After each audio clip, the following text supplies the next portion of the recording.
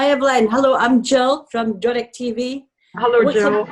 It's a great initiative that you've started here, so well done you.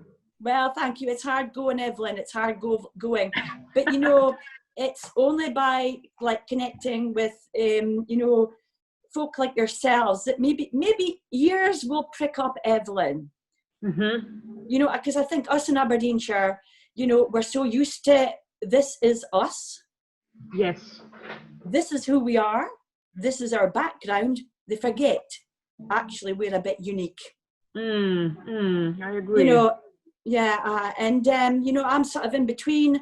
I'm not the old generation, but I'm not the young generation either. I'm sort of caught in the middle, trying to sort of project who we are at this moment in, you know, this area, in this land of, you know, of Doric and what we're about. So actually, we're trying to promote a new perspective on our Doric culture as it is today. Anyway, that's all by the by, and it's going to be through YouTube, through the Doric Future banner.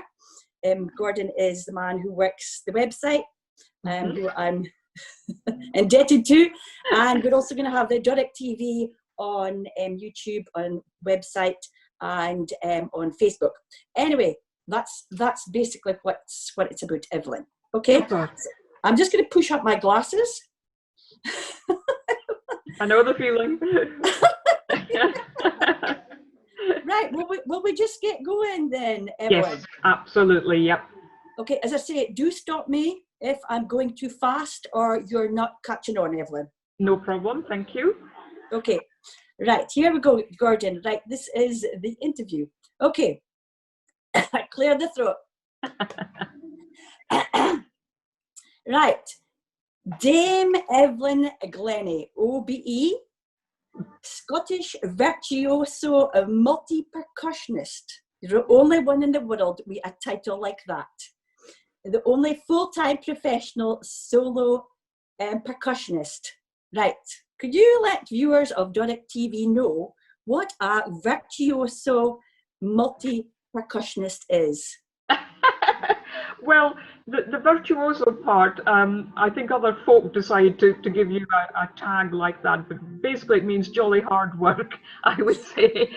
There are no shortcuts in trying to do something as best as you can do. And basically, you know, I had the aim when I was 15 years old to be a solo percussion player. And that meant that I wanted to bring percussion from the back of the orchestra to the front. So just as you would see a violin concerto or a percussion concerto, something like that, I wanted percussion to be in that position. And it was also a decision to play lots of different types of percussion instruments. So from a drum kit to timpani to marimba, vibraphone, to all sorts of things. And that's what I've really enjoyed, so creative repertoire for multi-percussion. So that's really what all that means. Perfect. Gosh. Right, Evelyn, why did you choose the percussion instruments? Well, basically, I had started piano from the age of 8, and I was playing by ear a lot. In fact, the first tune that was apparently recognizable, or that my mum and dad recognized, was the Younger Specials Beer advert music.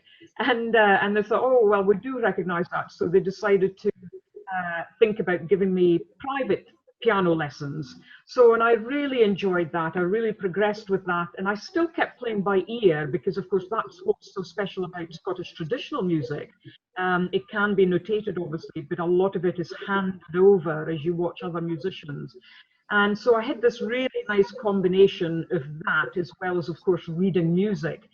And then at the age of 10, I think it was, I had this inkling to play the clarinet. And I saw the clarinet on TV, I think it was during the proms or something like that. And that was about the only sort of classical music that we were really exposed to because, you know, being a farmer's daughter, we didn't go to concerts and things like that.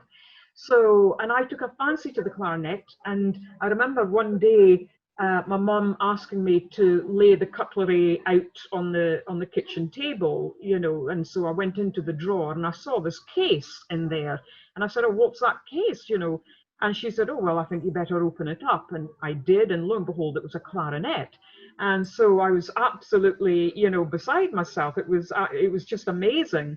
And I really, really enjoyed that. But that was when my hearing was really deteriorating. So they felt it could have been the pressure on my head as I was sort of blowing into the instrument that might have been affecting the ears.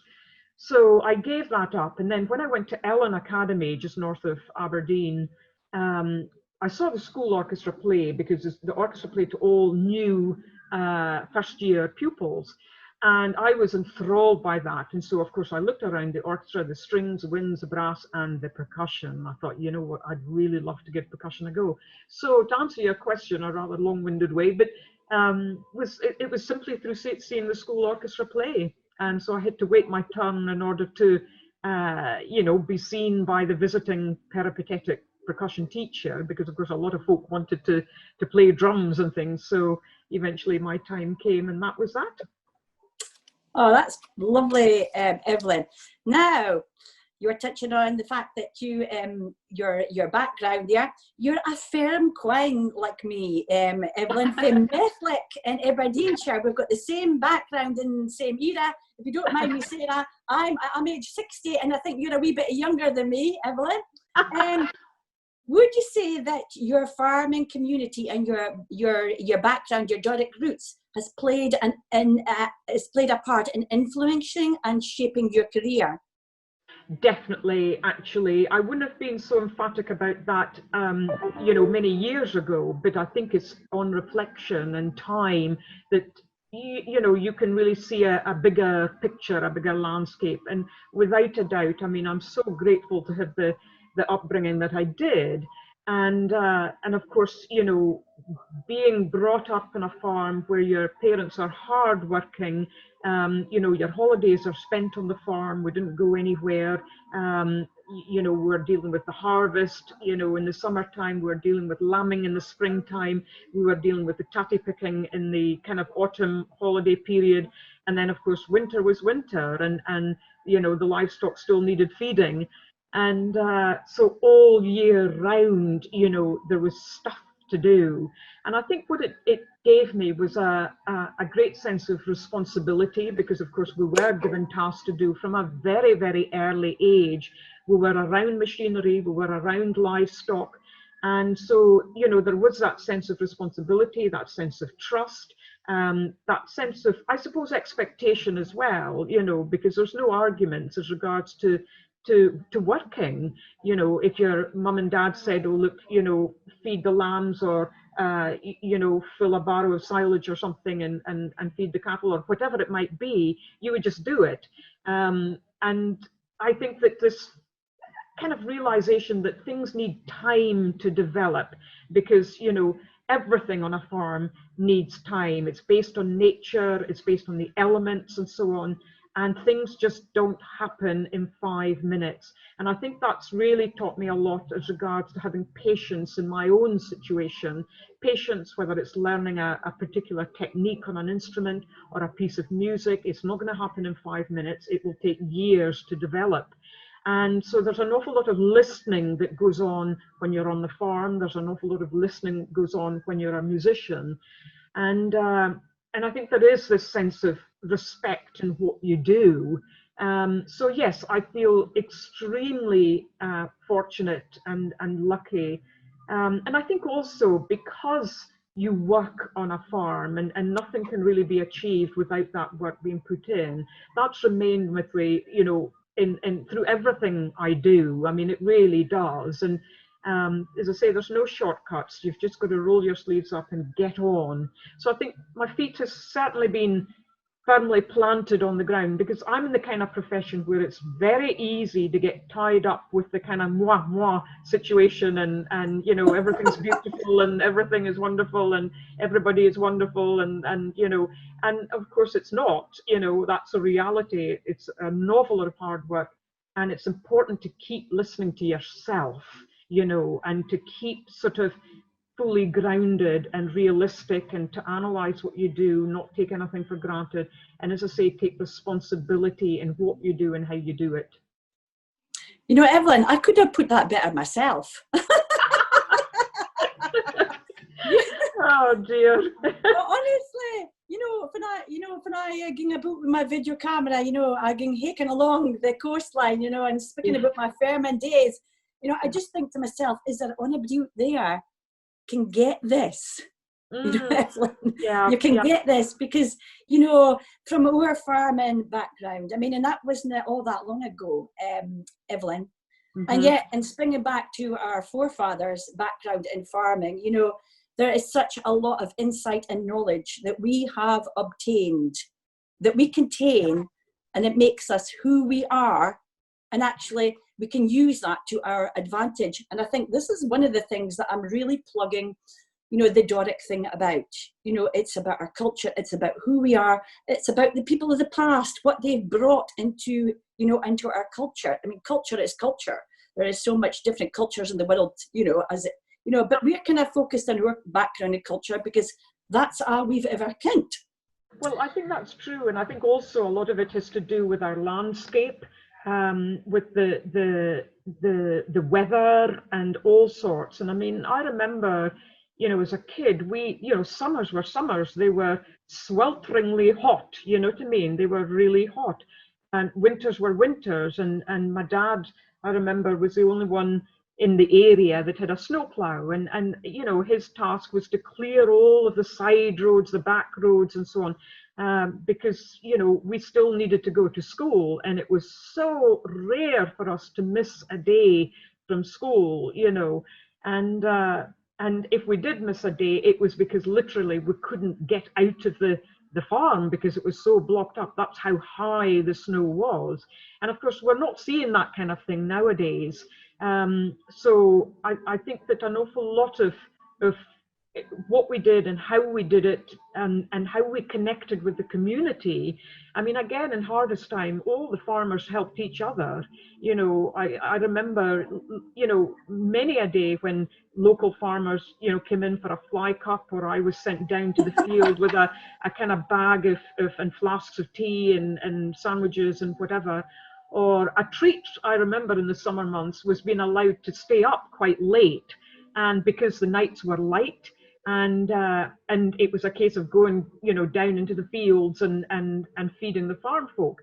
And it was really exciting, as a young kid, it was really exciting, and all sorts of little things like that, just sort of you remember as time marches on, and you think, well, there's such a community spirit there, it really was. And also I remember, I mean, I don't know if it was the same for you, it probably was, but we used to have travellers, we called them travellers, visit the farm. And these were folk, working in the farming industry, whether it was selling machinery or insurance or whatever it was, specific to farmers.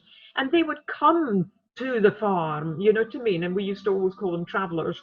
And it was great because you got to know these people. I mean, I remember going to the bank with my dad, and you knew the banker. And well, that doesn't happen nowadays, to just have it just doesn't happen. So, and it meant that then that banker would know not just your dad or your mum or whatever, but the family and the family circumstances and the unit. And that was how it was with schooling as well, was that the school, really, there was not a big difference between what happened in school and what happened at home, and that stuff was really related. And I think that's why, it was easy to pick up on things with pupils at school, because this whole school unit could really understand what was happening in the home unit. And that's far more difficult to do today, just because of, it can be so dismantled and so fragmented, the family system. And it was just different. But of course, I went to Cairnorrie School, and the primary school, and that only had 2 teachers, and in the entire school there was about 37 pupils. So you could do that kind of thing there, because the whole school was basically the size of one class, really. Gosh, Evelyn, just brings a tear to my eye to hear you speaking like that, Evelyn, because unless you're of the of the country and a farming background, it's very difficult to understand the concept of how it was to live in an environment where you're isolated, where you've got to face the elements, where, you know, you've got to be very focused on the land. You've got, in fact, farmers are caretakers of the land. You know, would we do without them? I mean, they are the folk that feed the world.